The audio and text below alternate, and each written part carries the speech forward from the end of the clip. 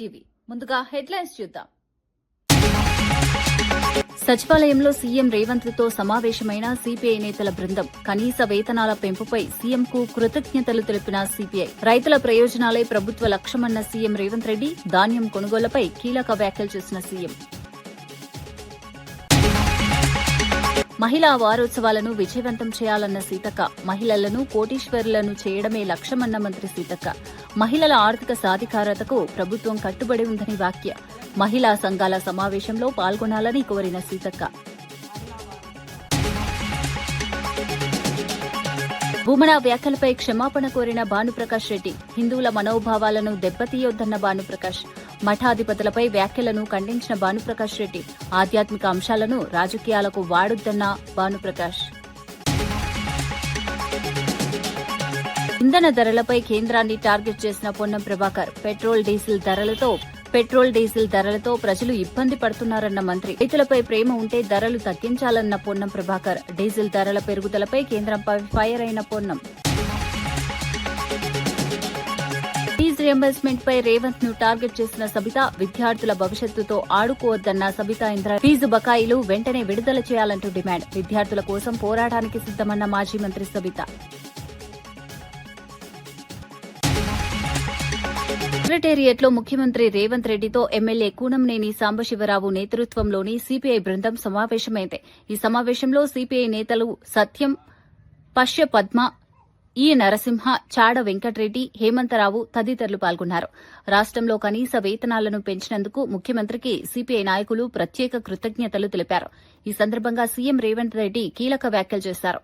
కేంద్ర ప్రభుత్వం సహకరించకపోయినా ప్రభుత్వానికి నష్టం వచ్చినా రైతుల నుంచి ధాన్యం, మొక్కజొన్న కొనుగోలు చేస్తున్నామని స్పష్టం చేశారు. రైతుల ప్రయోజనాలే ప్రభుత్వ ప్రధాన లక్ష్యమని తెలిపారు. వ్యవసాయ రంగానికి మరింత మద్దతు అందించేందుకు చర్యలు కొనసాగుతాయని పేర్కొన్నారు. రాష్ట అభివృద్దిలో ప్రతి వర్గం భాగస్వామ్యం అవసరమని సీఎం అభిప్రాయపడ్డారు. పోలవరం జిల్లాలోని గండిపోచమ్మ దేవస్థానంలో రాజమండ్రి ఎంపీ పురంధేశ్వరి ప్రత్యేక పూజలు నిర్వహించారు. ఆలయానికి చేరుకున్న ఆమెకు అర్చకులు, సిబ్బంది వేద మంత్రోచ్చరణల మధ్య ఘన స్వాగతం పలికారు. ఆలయ దర్శనం అనంతరం పవిత్ర గోదావరి నదికి పుష్పాలతో ప్రత్యేక హారతి సమర్పించారు. ఆలయ అధికారులు పురంధేశ్వరిని శాలువాతో సత్కరించి తీర్థ ప్రసాదాలు అందజేశారు. ఆలయానికి వచ్చే భక్తులకు ఎలాంటి ఇబ్బందులు లేకుండా అన్ని వసతులు కల్పించాలని అధికారులకు ఆదేశించారు. భక్తుల సౌకర్యాల విషయంలో ప్రత్యేక దృష్టి పెట్టాలని పేర్కొన్నారు. దేవాలయం అభివృద్దితో పాటు ఆధ్యాత్మిక వాతావరణం మరింత మెరుగుపడేలా చర్యలు తీసుకోవాలని సూచించారు. కార్యక్రమంలో పలువురు అధికారులు, భక్తులు పాల్గొన్నారు.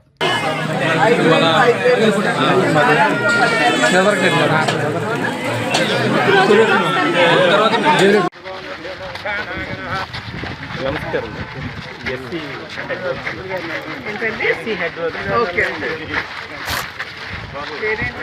రామచంద్రరావు.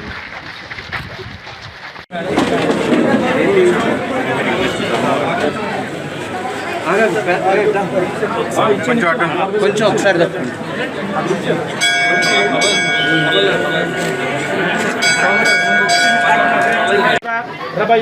గృహే బృహస్పతి సోదర భౌతే నగ్నం నగ్నం చిచ్చుంద్రాగ్నం నగ్నం జాతి వర్ధయనం మహదే శోభాగాయ. అసలు ఏది వారు స్థలపురాణం ఏంటి? గండిపోచమ్మ తల్లి స్థలపురాణం ఏంటి? సత్యమంద్ర వేదోక్తం బోధమేషమస్సు అఖండ లక్ష్మీ ప్రసాద సిద్రస్సు శీఘ్రమేవ అతిశీఘ్రమేవ పునః పునః దర్శన ప్రాప్తిరస్తు. శ్రీ మహాకాళి మహాలక్ష్మి మహాదర్శంజీ పరావట్టార్గదేవత గోదావరి దేవత సర్వత్ర సర్వకార్య అనుగ్రహ ప్రసాద సిద్రస్సు భౌమాంజనా సిద్రస్సు. స్ట్రాంగ్ స్థల పురాణం అంటూ లేదు. ఎంత పాతది ఇది? టెంపుల్ కన్స్ట్రక్షన్ 1963 అండి. స్వయంభూ ఎప్పుడున్నారు మా రికార్డు పరంగా కూడా అమ్మాయి అండి. ఇంకా పర్లేదు తెచ్చుకోవడానికి వెళ్తే డిసప్పియర్ అయ్యారు.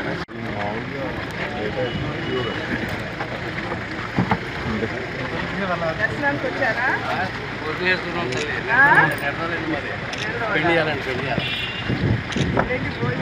భోజనాలు ఏంటి మొక్క?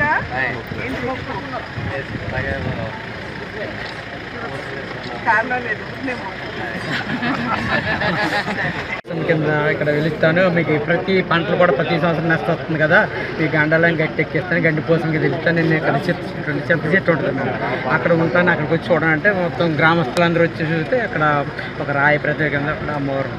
అప్పటి నుంచి చుట్టుపక్కల గ్రామాలందరూ అమ్మాయి ఏమైందో తెలియదు. తెలియదండి.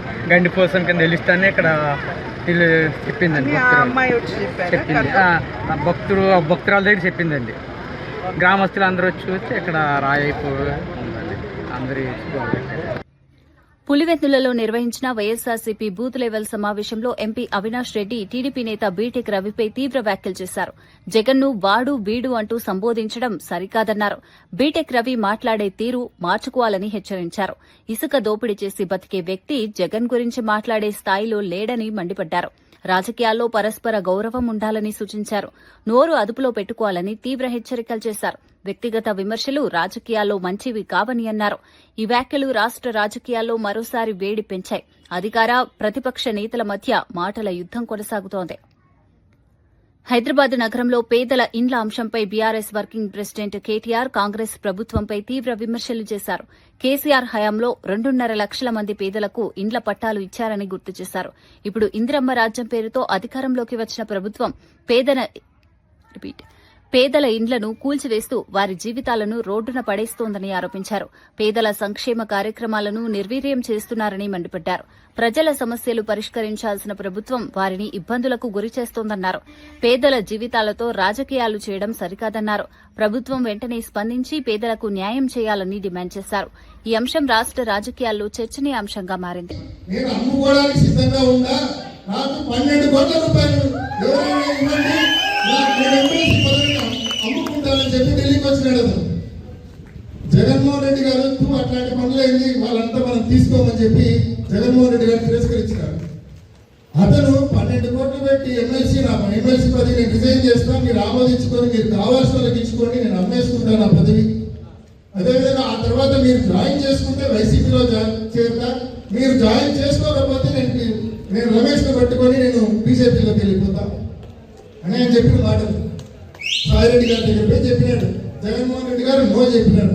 ఇదే ఆయన బతుకు, పదవిని అమ్ముకునే దౌర్భాగ్యమైన బతకాయండి.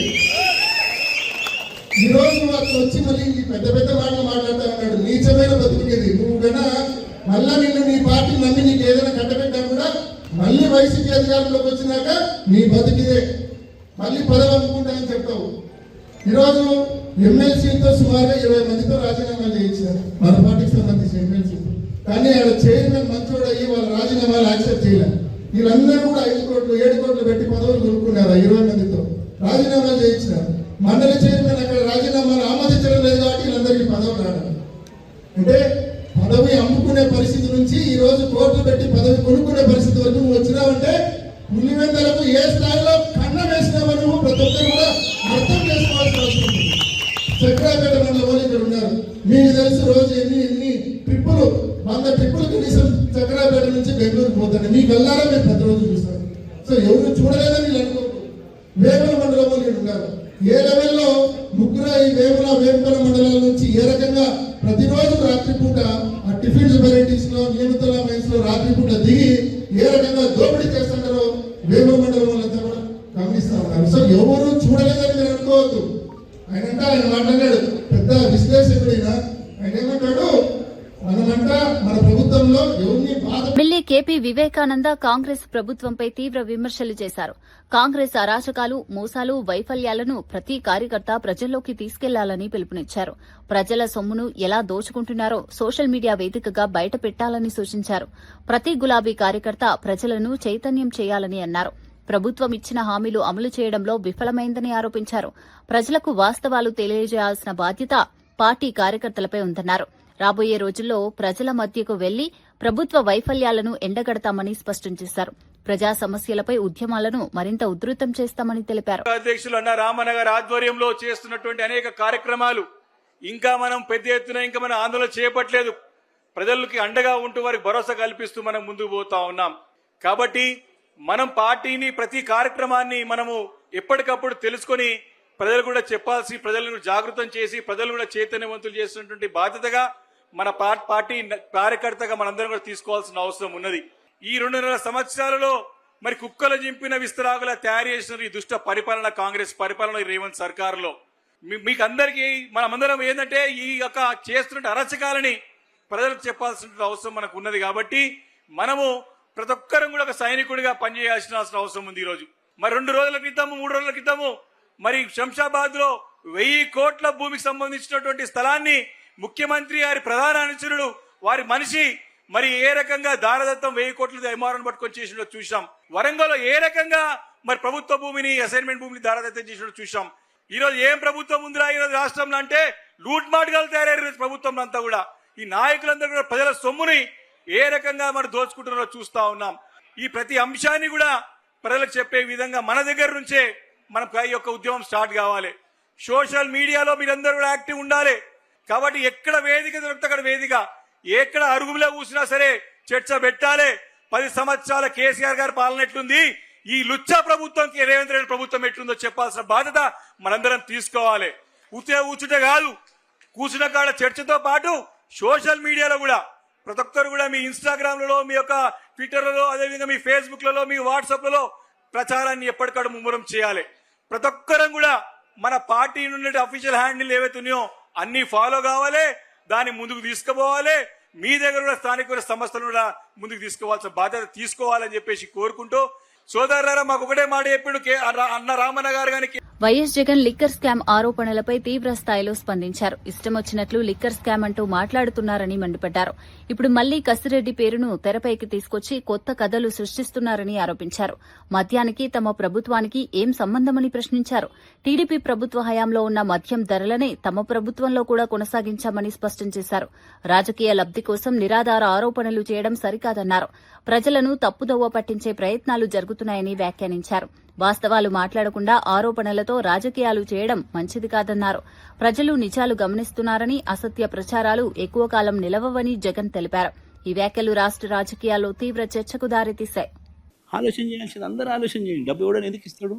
అయ్యే రేట్లే కదా చంద్రబాబు నాయుడు హయాంలో ఉన్నది, సేమ్ బేసిక్ రేట్లే కదా. ఇంకా మన హయాంలో బేసిక్ రేట్లు సేమ్ పెట్టి ట్యాక్సులు పెంచినాం. వరంగల్ కలెక్టరేట్లో గ్రీవెన్స్ కార్యక్రమం సందర్భంగా ఉద్రిక్త పరిస్థితులు నెలకొన్నాయి. మాజీ ఎమ్మెల్యే నన్నపునేని నరేందర్ ఆధ్వర్యంలో తెలంగాణ ఉద్యమకారులు వినతిపత్రం ఇచ్చేందుకు కలెక్టరేట్కు వెళ్లారు. అయితే పరిమిత సంఖ్యలో మాత్రమే అనుమతి ఉంటుందని పోలీసులు అడ్డుకోవడంతో ఇరు వర్గాల మధ్య వాగ్వాదం చోటు చేసుకుంది. దీంతో అక్కడ కొంతసేపు ఉద్రిక్త వాతావరణం నెలకొంది. ఉద్యమకారులు పోలీసుల తీరుపై అభ్యంతరం వ్యక్తం చేశారు. తమ సమస్యలు వినిపించేందుకు వచ్చిన వారిని అడ్డుకోవడం సరికాదన్నారు.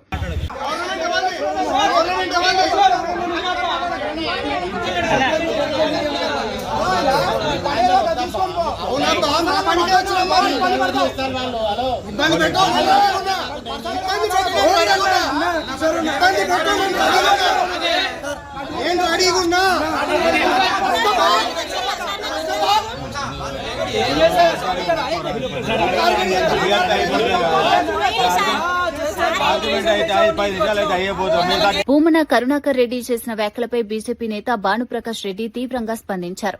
భగవంతుడు దేవాలయాలపై మాట్లాడే నైతిక హక్కు ఆయనకు లేదని విమర్శించారు. హిందువుల మనోభావాలను దెబ్బతీసేలా వ్యవహరించడం సరికాదన్నారు. వెంటనే హిందువులకు, మఠాధిపతులకు భూమన క్షమాపణలు చెప్పాలని డిమాండ్ చేశారు. ఆధ్యాత్మిక అంశాలను రాజకీయాల కోసం ఉపయోగించవద్దని సూచించారు. ప్రజల విశ్వాసాలను గౌరవించడం ప్రతి ఒక్కరి బాధ్యత అని అన్నారు. ఇలాంటి వ్యాఖ్యలు సమాజంలో ఉద్రిక్తతకు దారితీయొచ్చని హెచ్చరించారు.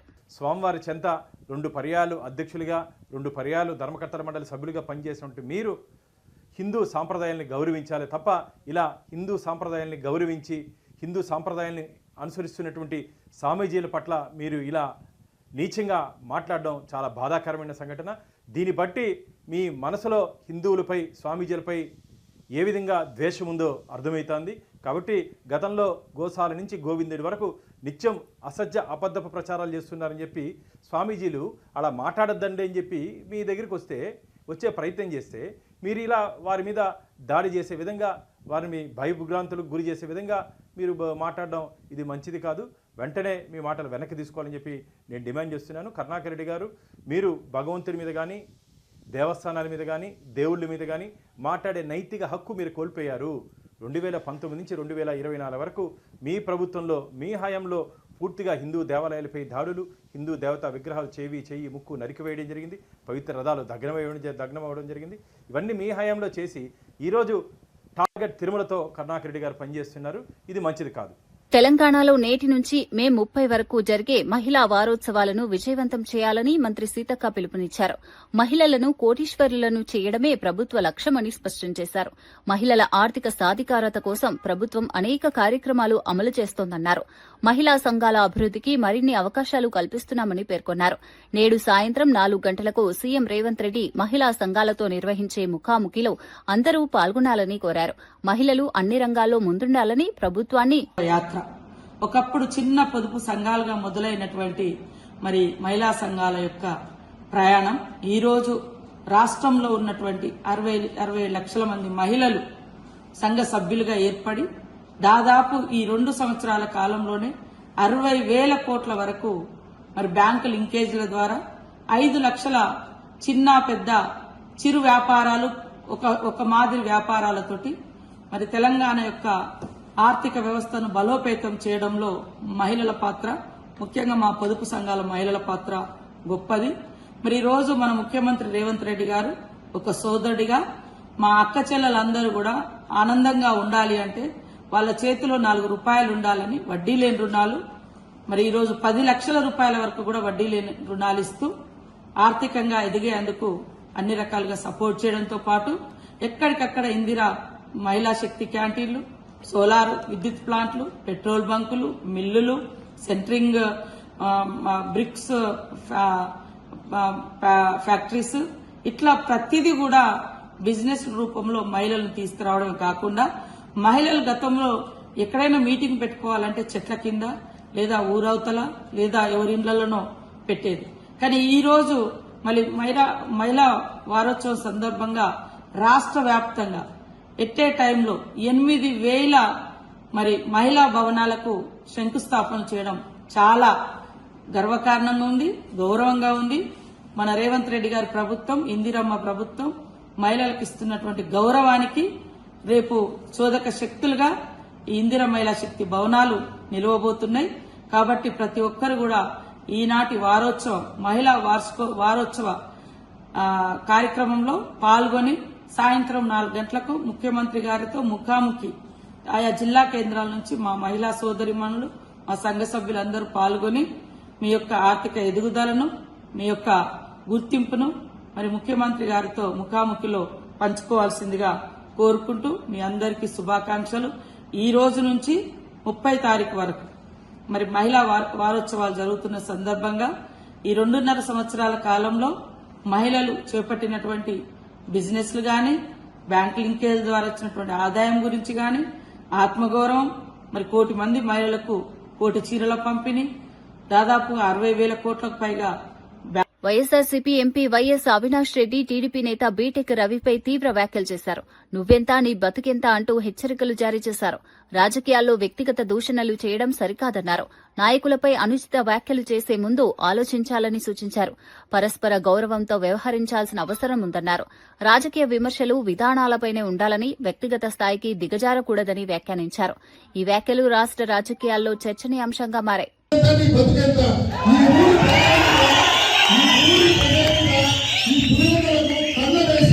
ముగ్గురు దొంగతనం చేసి బతికేవాడి ఇసుక దొంగతనం చేసి బతికేవాడి నువ్వు జగన్మోహన్ రెడ్డి గారి గురించి నోటుకొచ్చేట్టు మాట్లాడేవాడుగా. నోరు జాగ్రత్తగా పెట్టుకో, మర్యాదగా మాట్లాడు. నీ బతుకు గురించి మాట్లాడడం మొదలు పెడితే మేము అధికారంలో ఉన్నప్పుడు నువ్వు ఎమ్మెల్సీగా ఉన్నావు. అప్పటికే నువ్వు ఎమ్మెల్సీగా ఉండి ఢిల్లీకి వచ్చినావు, విజయసాయి రెడ్డి గారి ఇంటికి వచ్చినావు. ఏమని ఎందుకు వచ్చినావు నువ్వు చెప్పాలి అందరికీ. ఆయన వచ్చింది ఎందుకంటే ఆయన ఎమ్మెల్సీ పదవిని నేను అమ్ముకోవడానికి సిద్ధంగా ఉందా. నాకు 12 కోట్ల. మాజీ మంత్రి సబితా ఇంద్రారెడ్డి ఫీజు రియంబర్స్మెంట్ అంశంపై కాంగ్రెస్ ప్రభుత్వంపై తీవ్ర విమర్శలు చేశారు. కేసీఆర్ హయాంలో అమలు చేసిన పథకాలను కక్షతో నిలిపివేస్తున్నారని ఆరోపించారు. ఫీజు రియంబర్స్మెంట్ బకాయిలు విడుదల చేయక లక్షలాది మంది విద్యార్థుల భవిష్యత్తుతో ఆడుకుంటున్నారని మండిపడ్డారు. రెడ్డి గారు ఉన్నప్పుడు మొదలుపెట్టిన ఈ పథకాన్ని కేసీఆర్ గారు చాలాసార్లు గుర్తు చేసుకుంటూ పేదవాళ్లకు మేలు జరిగే పథకం ఇది కాబట్టి ఫీజు రియంబర్స్మెంట్ కొనసాగిస్తున్నాను, పలానా నాయకుడు స్టార్ట్ చేసినని చెప్పిన గొప్ప నాయకుడు కేసీఆర్ గారు. కానీ ప్రభుత్వం వచ్చినాక ముఖ్యమంత్రి గారు రేవంత్ రెడ్డి గారు అందరి నిశానాలు జరిపేసే ప్రయత్నంలో రాజశేఖర రెడ్డి నిశాన, కేసీఆర్ నిశాన కూడా చెరిపేయాలనే ప్రయత్నం చేస్తున్నారని ఆలోచిస్తున్నారు. కానీ దాని వెనకాల లక్షలాది మంది పిల్లల భవిష్యత్తు ఉందని మాత్రం మర్చిపోతున్నారు. దాదాపు 13 లక్షల మంది స్టూడెంట్స్ ఫీజు రియంబర్స్మెంట్ బెనిఫిట్ అయిన వాళ్ళందరూ ఈరోజు ఎవరిని అడగాల త్రిశంకు స్వర్గంలో ఉన్నట్టుంది వాళ్ళ పరిస్థితి. ఎందుకంటే కోర్టు ఆర్డర్ ఇచ్చినప్పుడు ప్రభుత్వం ఒక స్టేట్మెంట్ చేయాలా, మీరెవరు టెన్షన్ పడకండి, బకాయిలు తెలంగాణ మంత్రి పొన్నం ప్రభాకర్ కేంద్ర ప్రభుత్వంపై తీవ్ర విమర్శలు చేశారు. పెట్రోల్ డీజిల్ ధరలు పెంచి సామాన్య ప్రజల నడ్డి విరుస్తున్నారని ఆరోపించారు. ప్రజలు అసలు సమస్యల నుంచి దృష్టి మళ్లించేందుకే బీజేపీ రైతు గోస, బీజేపీ భరోసా పేరుతో యాత్రలు చేస్తోందన్నారు. 10 రోజుల్లో 4 సార్లు ఇంధన ధరలు పెంచడం హాస్యాస్పదమని వ్యాఖ్యానించారు. కేంద్రానికి నిజంగా రైతులపై ప్రేమ ఉంటే ముందుగా ధరలు తగ్గించాలని డిమాండ్ చేశారు.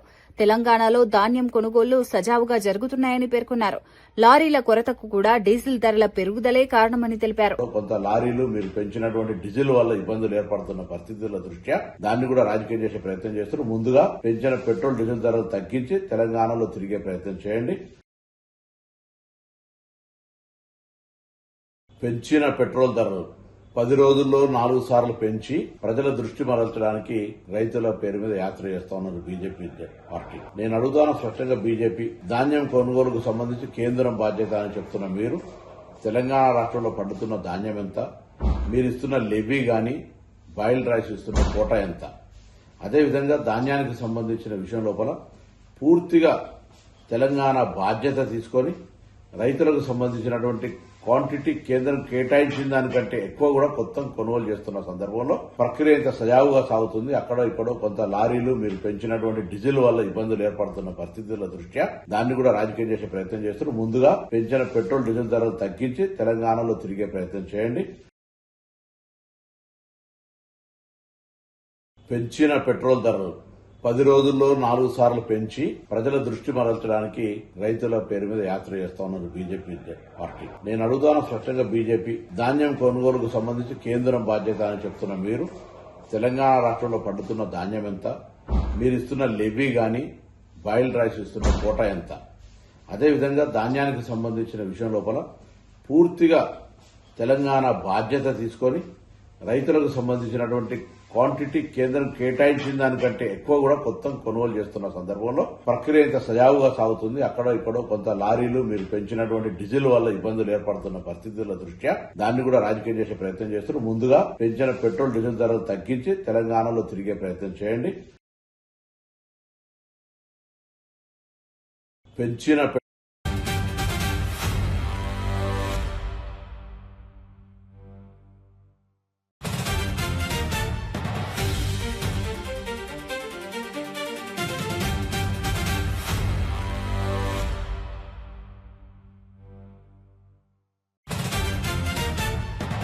ముగించే ముందు ముఖ్యాంశాలు మరోసారి. సచివాలయంలో సీఎం రేవంత్ తో సమావేశమైన సిపిఐ నేతల బృందం. కనీస వేతనాల పెంపుపై సీఎంకు కృతజ్ఞతలు తెలిపిన సిపిఐ. రైతుల ప్రయోజనాలే ప్రభుత్వ లక్ష్యమన్న సీఎం రేవంత్ రెడ్డి. ధాన్యం కొనుగోలుపై కీలక వ్యాఖ్యలు చేసిన సీఎం. మహిళా వారోత్సవాలను విజయవంతం చేయాలన్న సీతక్క. మహిళలను కోటీశ్వరులను చేయడమే లక్ష్యమన్న మంత్రి సీతక్క. మహిళల ఆర్థిక సాధికారతకు ప్రభుత్వం కట్టుబడి ఉందని వ్యాఖ్య. మహిళా సంఘాల సమావేశంలో పాల్గొనాలని కోరిన సీతక్క. భూమన వ్యాఖ్యలపై క్షమాపణ కోరిన భానుప్రకాష్ రెడ్డి. హిందువుల మనోభావాలను దెబ్బతీయొద్దన్న భానుప్రకాష్. మఠాధిపతులపై వ్యాఖ్యలను ఖండించిన భానుప్రకాష్ రెడ్డి. ఆధ్యాత్మిక అంశాలను రాజకీయాలకు వాడొద్దన్న భానుప్రకాష్. ఇంధన ధరలపై కేంద్రాన్ని టార్గెట్ చేసిన పొన్నం ప్రభాకర్. పెట్రోల్ డీజిల్ ధరలతో ప్రజలు ఇబ్బంది పడుతున్నారన్న మంత్రి. రైతులపై ప్రేమ ఉంటే ధరలు తగ్గించాలన్న పొన్నం ప్రభాకర్. డీజిల్ ధరల పెరుగుదలపై కేంద్రంపై ఫైర్ అయిన పొన్నం. ఫీజు రియంబర్స్మెంట్ పై రేవంత్ ను టార్గెట్ చేసిన సబిత. విద్యార్థుల భవిష్యత్తుతో ఆడుకోవద్దన్న సబితా ఇంద్ర. ఫీజు బకాయిలు వెంటనే విడుదల చేయాలంటూ డిమాండ్. విద్యార్థుల కోసం పోరాటానికి సిద్దమన్న మాజీ మంత్రి సబిత. ఇవి ఈనాటి వార్తా విశేషాలు. మరో బులెటిన్లో మళ్లీ కలుద్దాం. నమస్కారం.